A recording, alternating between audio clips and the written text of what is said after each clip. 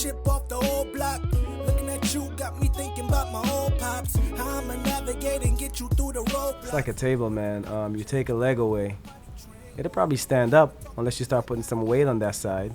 If you take two legs away, it's almost impossible unless you really get it to balance perfectly, you know. So for me anyway, it's, you know, hindsight is 2020, so I don't know, but I feel like I cannot survive and be a good parent without that support system. Whether it's my parents, you know, my in-laws, obviously my wife, my business partners are like uncles to my sons. They make sure they don't lose a beat. That support system it's needed, and you got to respect it too, because also you can't take it for granted. I've done that too. That's how I know. I always thought that I understood the definition of full-time, but I want you guys to meet Kwesi. Not only does Kwesi balance a full-time demanding career in the aerospace field, he also owns a restaurant, and he's a husband and a father of a 5-year-old, and now the father of almost a 1-year-old. How Kwesi manages this all, I don't understand. But in this episode, we're going to listen to Kwesi and his approach to fathering in the spiritual world, how he flows down his spirituality to his kids, being a restaurant owner, the sacrifices and the support system that you need to be able to juggle all of these things. And we talk about just the need to just maintain positive relationships in your life. This is going to be a good one. I hope you guys enjoy it.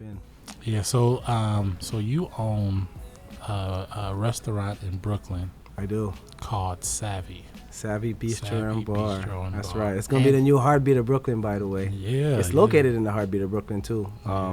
Right in Crown Heights, 710 Nostrand, right on the corner of Nostrand and Prospect. So that's my third baby, if you want to call it that way. So now I got 3 sons. Yeah, man. Dope spot. Caribbean cuisine, Caribbean fusion cuisine, very authentic. What we do is, we try to incorporate a nice, enthralling vibe or ambiance with obviously flavorful cuisine, Caribbean cuisine. But at the same time, it's a bistro, so very worldly, where our dishes and stuff change seasonally, try to keep it fresh, farm to market, halal type stuff, great vibe, great atmosphere. Whether you want to do like a hoppy brunch, you want to do like a romantic dinner, or you want a late night type lounge vibe, once you drop in at a particular time, we got something for you. I know a lot of times when people like start businesses and they have kids, like the kid is the motivation. Like right. It's like one of the reasons why they start this whole thing. So I'm wondering if that was the same thing for you. Of course. For me, the way I grew up coming from South America, getting an opportunity to come to the States, and, just kind of developing and growing here and getting other opportunities. I think, it's good to create generational wealth, right? That's kind of the way I saw it. When the opportunity came, I knew I wanted to do something, like you said. I wasn't sure what it was. Funny enough, I was dabbling in another business venture that I'll probably circle back around to once, Savvy gets up and running. But yeah, it's all, for me at this stage, like I met a lot of other people, we traveled together, we played ball together, we worked in great corporations together, and still are. So I felt like God has blessed me with a lot already, where now it's not about me. It's about them, and that was an opportunity to, just let's give this first round a shot and see if we can start generating that, that wealth for your family and for your kids. So when they come up, they have some of the riches that, other fortunate ones have, and don't have to necessarily, work as hard as some, right? They'll work hard, but, just in a different way. Work for yourself earlier, understand how to be your own boss or your own leader, and not necessarily only take, directions from someone else, but, just kind of have that, double-edged sword, just owning and, learning how to operate as well. Yeah, so is your plan to, like, when Parker gets of age, like he now runs this whole thing, or what's your plan once he turns like 18 or 19 and Savvy is up and running and everything? Oh man, that's a good one. Well, he's gonna have to show that he's ready to undertake that challenge first and foremost, right? Because hopefully it's that and much more. But man, I haven't really thought about it that far, to be honest with you. Like like in terms of entrepreneurship or business, what he's gonna do. But I know for sure he's gonna have to, he's gonna have to go through the correct hoops. It's not gonna be something you just kind of get, it falls into your lap and you just pick it up and just do what you want with it. You gotta, you still gotta show that you earn it and you can upkeep it, because it's a lot of hard work. Like to date, it's a lot of hard work just to get to where we are now. And I know it's probably gonna be 10 times more. So he needs to understand, the dedication and all that stuff that comes with it. So I mean, I think I'm an alright dad, to help groom him in that way, so he could definitely know what accountability and responsibility and things of that nature is. So when he do get the opportunity to, go behind the wheel per se, he'll be ready. He'll be ready to drive. See, that's interesting. Drive confidently too. That's interesting because when I look at our counterparts, like our white counterparts, it seems like when they own businesses and stuff, right, they just give it to their kid, and it doesn't even. I don't even think that they care if they're ready or not, or if they've really like worked and went through the correct hoops. They just kind of give it to them. Like, do you think that that's something that we should do? Like, why do you think that we make our kids go through so much more stuff than like the rest of the world? Good question. I wouldn't say he's not gonna get it right, but I personally don't think you just want to give someone something without them understanding what it takes to build that foundation, because then they could lose it just as fast, because their future investments could go in the wrong, it could go in the wrong pool if they don't understand the value of it, and it's fair to say I got some, some white counterparts I know, on the corporate side and the entrepreneurship side. And I mean, and some of the stories I heard, man, they didn't give it away. Sometimes it's, that's the perception because of how they do things. But a lot of the dads, they got to get up early and come down and grind and understand what it takes to develop this business and curate whatever it is they have to get it from, stage A to stage Z. So, but even if that's not the case for me anyway, just, like what my parents did for me, I would get stuff right after the fact, but they teach me how to preserve it. I think preservation is the word. If you have if you really love your kids and you really want them to be successful, you got to give them the right tools to be successful. And for me, the tools is teaching you how to understand how to take what you have, maintain it, and obviously augment it and make it better. So it's just the way I've been trained. I've never been given anything, per se in my life. I got a lot of stuff, great, yes, but I'm sure my parents and whoever's ahead of me, mentors and coaches and stuff like that, set me up in a way to understand, hey, this is, it's a rite of passage, yes, for certain things, but you got to earn this, man. It's like ball, right? You're gonna come play. I'm not because you're good. I'm just gonna give it to you. You still gotta come. You still gotta. You gotta come with it, right? Yeah, we make a lot of basketball references. I know. In our text messages. all the time. We pretty much only talking basketball. Yeah. If we don't talk basketball, I feel like it's somebody else that took his phone. Yeah. I mean, so what about you, man? You got Taj. He sees. He's seen everything you're doing. Like, yeah. What do you? Well, I'm trying to figure out. I'm cheating off of you at the moment. Like, I'm just trying to figure out, because it's one thing to say, okay, you dived in and you have the restaurant and everything. Yeah. But you have that, and you're still working like full time. Yeah, so you're man. working 40 hours, a 40-hour job. I wish it was just 40, but sure. You're working at least 40. Let's go say with 40. Let's say you're working at least 40 hours, right? Yeah. And then you have the restaurant, and then you like have the kids with an S. With an S. Then you have the wife. I mean, there's not a whole lot of time in there. You know what I mean? I know. That's when, so for me, and actually, it's funny, I felt like I only started really recognizing this the other day, and a good friend of mine told me this the other day. He was in the restaurant. I was having a down day. I came in, he saw my face. He said, Q, what's going on? I'm like, nothing, man, I'm good. He's like, bro, you're not good. And we started talking. So conversation just pretty much went into stuff like life and balance and patience, organizing, prioritizing. So those are a lot of things that I had to like relearn. What it is to really prioritize. Like, a lot of times you define priorities, but are they really that? A lot of times you're organizing. Are you really as organized as you can? So it's pretty much forcefully learning how to just really balance, to try to get that work-life balance, because now it's not just work-life, right? It's work-life, and then there's, the kids and stuff like that. So a lot of it is mistakes too, because I have a wife that just holds me accountable. There's no slipping up. But it's business, it's corporate, she you have a young baby. You got to let, different people or different situations know that this is priority at home, because these guys they don't take no for an answer, right? They don't understand, give me a second. Like, I got to a point where I used to tell my son, just a second, and it turned into like a running joke for him, and I realized, wait, this is crazy.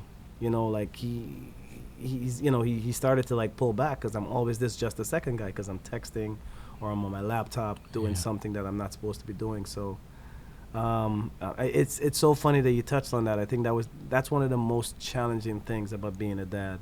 Just really trying to find that balance between them and all the other things that are deemed important, because you justify it to yourself as if you're trying to do it for them, which is good, but you really got to find the days that you're not going to use that as an excuse to relinquish some of your responsibilities like you said, as a dad. So it's not easy. It's still something I'm trying to figure out. I still stumble every day. I get some slaps behind the head. But that's when I call a guy like you, or we call somebody like Perry, or some of our other friends that we're really close and we talk about stuff. I'm like, yo, man, this is what's going on, and then you just kind of, we just chop it up. When I'm thinking of competing priorities, like for me, I'm trying to do things on the side too, but I just feel like a restaurant is a completely different thing. So when you say balanced time, is your time with Parker, or you just mean just like playtime? Or are you talking about like going to activities and stuff? Or are you talking about just kick it time with the kids? Or are you talking about actual like activities with Parker? Like what are you actually balancing out? So there's the formal times that's almost inevitable. I get certain days. Luckily with my partners, I got I got some great partners, because a part of you being a great dad is your support system, right? Obviously you have the norms like your wife, your mom, your dad, but also in a business, my wife, it's actually my partners. So it's we fight and stuff occasionally, we argue about stuff, because obviously perception is different because we were at different stages in our lives. But the main thing is it's very quickly we circle back and they understand what it possibly means, or at least they try to interpret. So balancing those relationships and balancing that understanding, and balancing that time that I could be devoting to the restaurant, or I should be, versus devoting that time with Parker, because the times that are valuable are the informal times. The formal time, I know I got to go home. He has to get to bed by 8, so I got to finish, if my wife is out with a client and she's putting in her, she's on her grind, then I'm the one that has to step in. Luckily I got a great mother-in-law, so back to the support system. But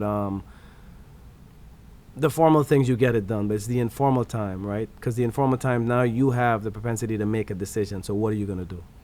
Right? That before, I messed that up royally, because the restaurant was young, I was eager, I chased the restaurant a lot, like I'm boom, boom, boom, then I'm trying to get some rest for corporate, then boom, boom, boom. But then I realized, like I told you, I became that dad's always that guy is always busy, that guy is always telling me to hold on, or just a minute. And I start realizing the informal times of going to the park.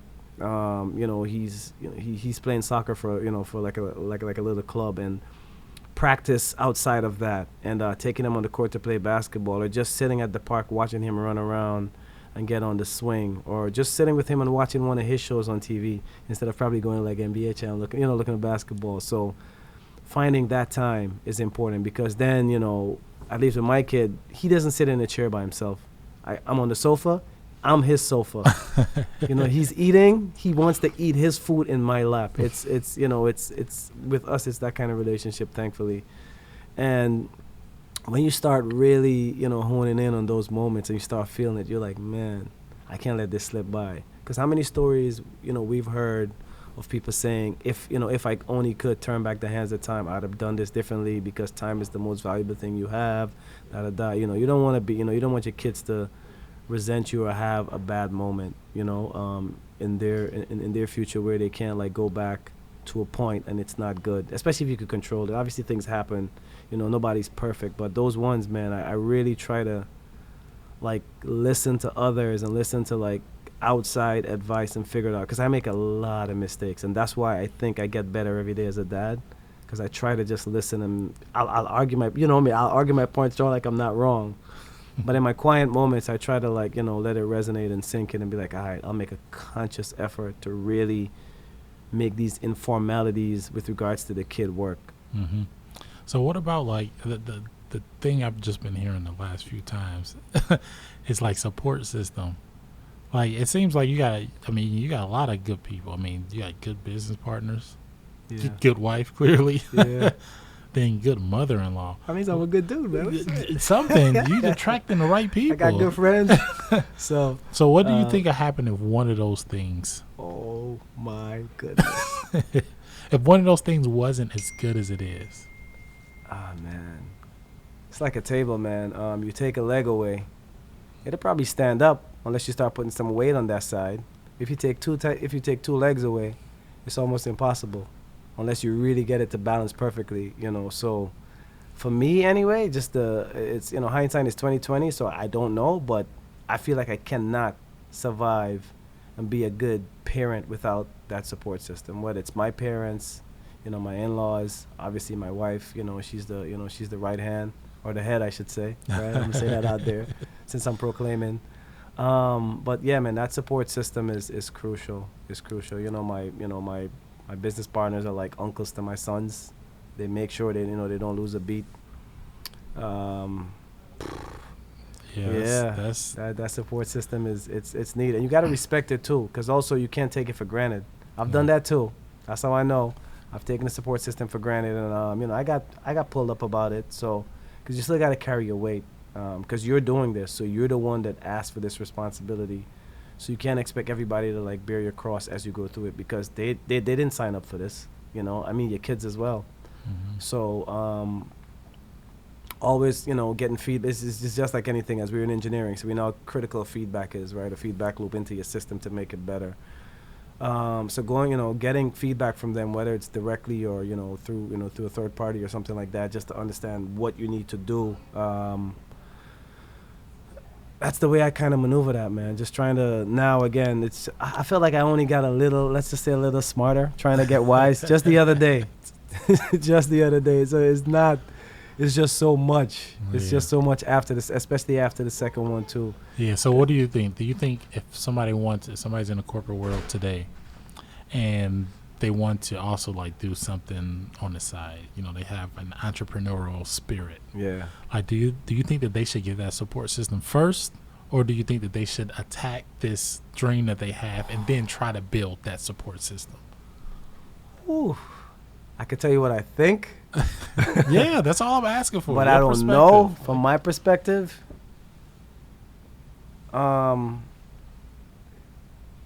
you have kids and you don't want them to have to sacrifice too much, you're going to need help. Because if you have a business, it's going to demand quite a bit of your time. It could demand all your time. Your kids can also demand all your time. So the only way you can find time is by expanding it with the resources around you, because you can't physically generate more time. So to answer your question, yeah, man, I don't think it's possible to do anything without a good support system. First, you got to establish the support system. Got to establish that support system. You got to set it up. It's like any plan, a business plan, engineering plan. It doesn't matter what it is. You can't basketball plan.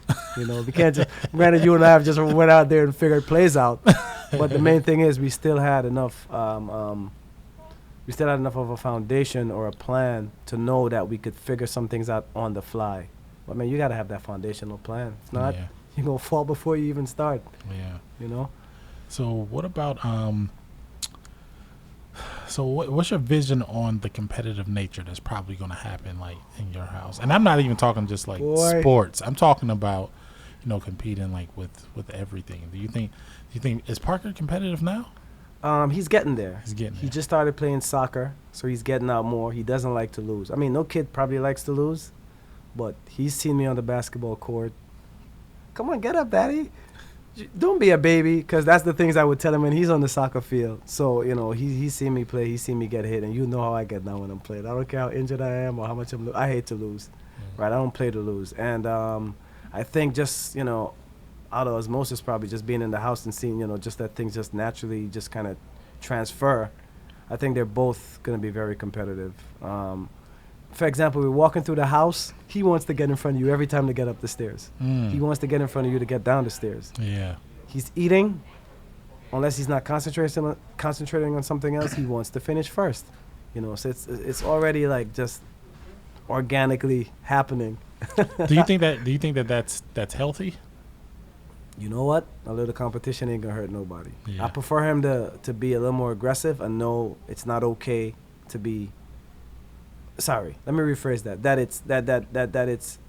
it's not a bad thing to want to win. Yeah. It's okay to not always come in first, I personally think it's not cool to be last. You know, nobody likes a loser. I'm a sore loser. But you know, you gotta. That's because that's the way life is. When you get out there, if you're not aggressive or you're not a go-getter, you don't want to go after it. You might miss out on some golden opportunities because as soon as you step out of that door, there's somebody ready to eat your food. Yeah. It's just the reality of the situation. So I'm trying to prepare him for, you know, real world scenarios. Especially for us too, right? Like, especially for us too, right? especially You know, for us. we start at behind. You know, we didn't get a handicap, so got to be ready to play. Was there anything that that like your parents did? Because your parents are Caribbean. Yeah. Or- Well, not West Indian. Yeah, West Indian. Guyana, you know, is in South America or the West Indies. It's not really the Caribbean, but it's all English speaking, so Yeah. it's considered, you know, the Caribbean. But yeah, Do they're they? West Indian. Do you do a lot of things different than what your parents did with you? Because you moved here pretty late, though. Yeah. Like you were like well in your culture already. Yeah. I moved there a little after high school, and I went to college back home as well. So I got here a little after that. So I did college like twice, about 3 times since I got my MBA. Yeah. Probably not. You don't think you do anything differently? I might be probably take a little more risk, but that's because, you know, my training and just the United States is a little different, right? You know, it's not fully formally industrialized in terms of like just government jobs and stuff like that. You have more opportunities to venture into entrepreneurship. There's more formal education to do that kind of stuff. Just more, you know, just more access. Yeah. So because of that access to people like you, that just think outside of the box, it just automatically make me want to think outside of the box and just like, you know, stretch my limitations to see what else I could do. So that's the key difference. Just trying riskier things, right? Having a riskier portfolio. But for the most part, it's still kind of what, you know, that very structured, process-oriented, a lot of integrity. You know, you don't really sell your soul. You know, it's just, it's not just the culture. It's the culture / mixed with the household, if that makes sense. So, but yeah, man, they did. You know, my dad and I. You know, I look up to my dad a lot. You know, he's done a lot for the family. To this day, he's still, you know, very proud to make sure he's the one that's making sure certain things get taken care of. I'm like, all right, Dad, you got help. You know, Mom's got this. But, you know, he's real old school, you know, man that, you know, ironclad man that makes sure, you know, everything is taken care of. Still drives her everywhere and you know. Yeah. But she's, you know, she's independent as well. Quiet but feisty at the same time. So it's a combo of both of those that's still kind of. So you think the main difference between you guys is just like your risk level? You've just kind of adopted a lot of how you were brought up. That's just pretty much you. Like you're your dad. You know what? Yeah. In all honesty, yeah. It's not that he's not risky, but like I said, right? It's just opportunity, circumstances. Yeah. But for the most part, yeah, man. He's a funny dude, very competitive, ran like track and field back in the day. Likes a lot of friends, like hanging out, does the same things. You know, my mom very spiritual. They're both very spiritual. You know, so still all that stuff that they do and ingrained in me from young are still the general principles that kind of guide my navigator. Yeah, that's what I wanted to say. So are you guys considered like, are you put in the religious category, or how do you define that? You know, like, is it religious? Yeah, it's religious. It's religious. I do believe in religion. Me personally, Christian faith, both of us. And yeah, man, put God first, and then everything else just trickles right after that. You know. So from the traditional standpoint of like just, you know, going to church on Sunday. Yeah, that's the formal part of it. The right? formal part. That's I like to use formal more than traditional. You know, when it comes to religion and faith, because it's you know, learning, you know, obviously believing in a power higher than yourself and trying to learn, you know, the ways of that power to make sure you live and abide by those principles. And, you know, some of the formalities of that is like, you know, finding that day of you know, of rest or sanctuary. And that happened to be Sunday in my faith. So that's the day you devote to that, right? It's no different than a guy that says, oh, I grind 9 to 5 Monday to Friday. You know, in my opinion, when it comes to faith, why now, you know, you're making it seem like there's a problem that saying Sunday is a church day, but for things that are more material or earthly, you know, some people, again, personal opinion would say, you know, like, you know, so it's just a day. but it's not just necessarily Sunday. But Sunday just happened to be the day. Yeah, Sunday's Yeah. just the day that you just Just happened to be the day. Just happened. Could have been Saturday, could have been Friday, but Yeah. but everybody should probably have a day or two of Sabbath just to kind of reset the clock, for the next segment, whether it's the next week or a day or whatever it is. So were you and Tony completely aligned on how do you want it to raise the kids, like from a religious standpoint? Yeah. Yeah.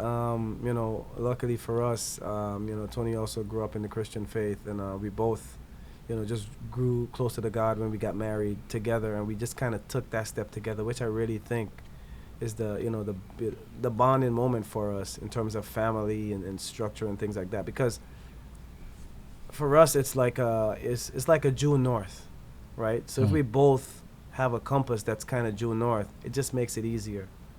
For us, so we both kind of logged in or dialed into the same coordinates, and it makes it easier to step in stride.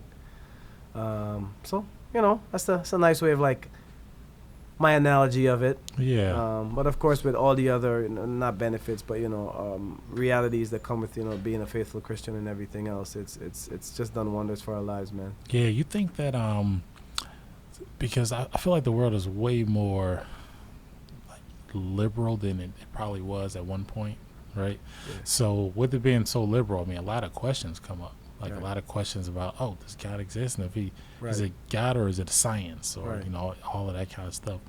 I mean, I don't know if you have an answer, but like, how do you even start to battle like that type of stuff? Like with, Parker's, was he in kindergarten right now? Yeah, he just Then- started kindergarten, so Yeah, it's so right he's- about it's right about that time where these questions can start coming up.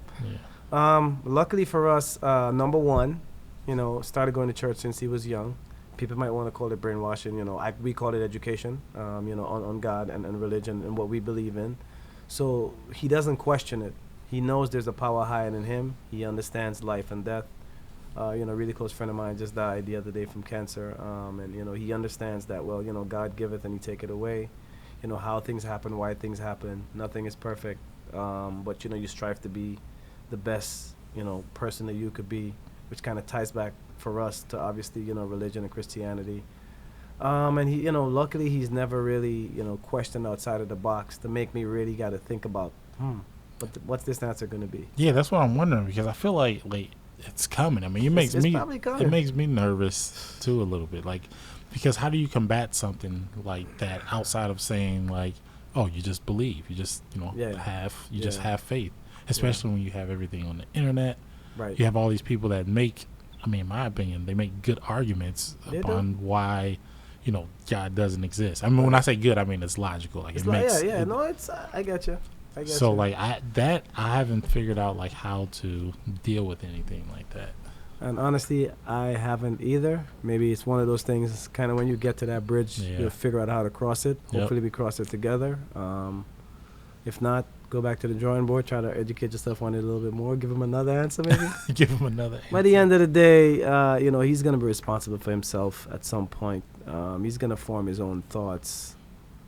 And, what could you do about that? Yeah. If he decided to stray away and do something else or believe in something else, what would that do for you? Would you like try to talk him out of it, or would you? You know what? I don't know. That's a good one. Right now, I want to say it depends on the age. Okay. If I think he's at an influential age and he's being influenced by, others or other things that he's seen, and he's not mentally mature enough to like go into battle with that, I'll probably step in as a dad. I feel like that's my job. Mm-hmm. But if I feel, as a grown up, as a man, at that stage that he's mentally, sound and capable of making that decision, because he's like he can explain to me like, Dad, I'm there, I got this, and I believe in this because of why justification. Then as a dad, I gotta step back, because my job is not to rule him, right, or make him think or see what I want to see. My job is to teach him to make firm and sound decisions, and my hope is his decisions would align with what we would like for him ideally, and obviously that goes back to religion and a lot of other things. But if that does not happen, I have faith that maybe he'll venture and explore, if that's the word I want to use, if it's something that I don't agree with, and I have faith that he'll probably circle back.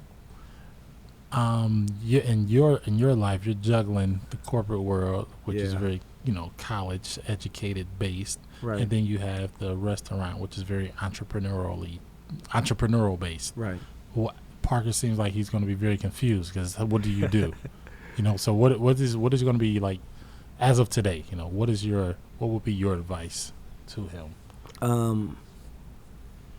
So he's been to the restaurant, and he role plays at home. He's got employees. He's gonna fire them. He hears me on the phone a lot, so he's making a lot of jokes. Daddy, is this person still here? Are you gonna fire them? Are you gonna get rid of them? Are we gonna change this person? Is he the boss now? Is he the chef now? And things like that. So I think he understands that, but I don't think that he would not, just based on the way we're probably going to rear him, I don't think he's not going to understand the importance of getting a formal education once that's exactly what you want to do. I would ideally like for him to go through the formal realms, because I know what it did for me. It's a good experience. That's the way I would sell it to him. I would try to diffuse that confusion early to let him see some of the benefits of like going to college or just going into a formal system, because for me, again, from personal experience, it's a part of life that it was fun, it was a joy, and you learn along the way, right. And not only that, what it does as well, it could create some paperwork that could get you into certain places faster, because it's just what it is. Me as a businessman, we go to get a loan. Like the other day, we met with the bank. What's one of the things they ask you for? Your resume. In addition to your credit score. They saw my resume. Oh, wow. They saw my business partner's resumes, because luckily they both, graduated from college and work in very astute institutions. They're like, oh, wow. Conversation just changed right away. Obviously they look at our financials and stuff like that, but just having that as a compliment, even though it's business and it's entrepreneurial, just having that as a compliment automatically just open up some doors, or just put some people at ease, saying, you know what, this guy might have learned a thing or two formally. You go to college, you might learn 10%, but within that 10% might make you make that one decision that can let this guy know you're a good investment, or your business is a good investment. So for me, however I can explain that to him, of why it's okay or why it's not that bad to go through the formal realm or take the formal route to do stuff like that, that's kind of like, that's how I would explain it. But is it worth it to take a $50,000 fun time risk? Oh, man. Is that worth it? And not only is that worth it right now, will it be worth it when he gets to be 20? Like his mom said, scholarships. Oh man, I don't know. That's a good one. See, when you have to pay, when things are expensive, when you talk about expenses, it really changes you. That's what I'm saying. It really changes you, the way you think about stuff. But again, if you have a long-term plan to really pay that back, and but that's the thing. Like a long-term plan, and this is all hindsight stuff. Right. Remember, I wasn't thinking this stuff at 18 or 19 either. No. But how do you give an 18-year-old the power to say, okay, plan out your whole life, it's going to cost you $100,000, and make sure that you have a plan to pay it back? In what business? They don't do that in regular business. Nah, they don't. They don't. So my answer to that is my parents partially invested in me, so I didn't have that full burden. Luckily, then I got some partial scholarships, so that helped. So for me, that burden is not as much as others. So a part of it is to answer that question from my perspective. A part of that is, what's that setup like? What's that alley hoop like? Coming down court, I'm on the right, you on the left. Is it gonna be a bounce pass? I want to dunk it. Is it gonna be a bounce pass? No, I gotta catch it and lay it up. If you throw it up top, it's right there. So my plan is to hopefully do all this stuff now to give my kids an alley hoop. So education in the biggest scheme of things, hopefully it's a drop in the bucket, because it's something they could have. It might not be something they necessarily need, but it's not a bad thing to have. If that kind of makes sense. So are you leaning towards one versus the other? Entrepreneurial skills? Why can't it be both, though? I'm just wondering. I feel it could be both. If I made it both in my circumstance, I think they you know, having a head start, you know, they could definitely make it both. And we talked about your three-legged stool. That's very strong too. That's true. You remember that? You know, yeah. You remember that analogy, don't you? Oh man, the three-legged stool, aka the triangle offense. Yeah. So if one of the legs on the stool, if he doesn't have that one support system, if he isn't as blessed as you have become in your life, and something falls apart, like, does that take something away now? You know what I mean? So that's why I'm saying, but if you had a preference, would you want him to go all in formal education, or all in his entrepreneurial endeavors? If he's got good head on his shoulders and he's got a good game plan, the ultimate goal is to provide for your family. Now, we know education doesn't directly pay the bills. Your entrepreneurial venture can. So just analyzing it that way, like I said, you know, once he can handle that, I would tell him, just how I've learned things now, I would tell him, just, go after your passion or your dream. And if your passion or your dream is entrepreneurship and you think you can make it work, then do it. Did your perception of success, did your definition of success change, like, once you started having kids? Nah. Because I've had, like, a limited amount, super happy. I've been fortunate enough to be okay, still super happy. Let's just say I, venture into the $1 million realm, God's grace, I'll probably still be just as happy. Because success for me is defined by happiness. It's not just output, because I know I could probably do almost anything I put my mind to. And, given the resources I have, because everyone, they don't get the same chances, because a part of being successful is being fortunate enough, as some people call it, when luck meets opportunity. Sometimes you got to have that. Not everyone has that. And sometimes you got to create that luck and that opportunity. So if that doesn't happen, I don't want to feel like I'm a failure, and for me, it's all good. Because let's just say the buck stops right now with the things I've achieved and I have to maintain. Once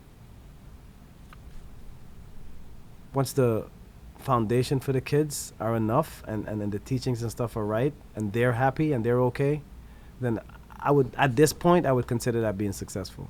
Because I got 2 healthy kids, a happy wife, roof over my head, enough to provide. And everything else, it's a bonus. Yeah, so I just want to do something where I can, like, kind of wake up and create.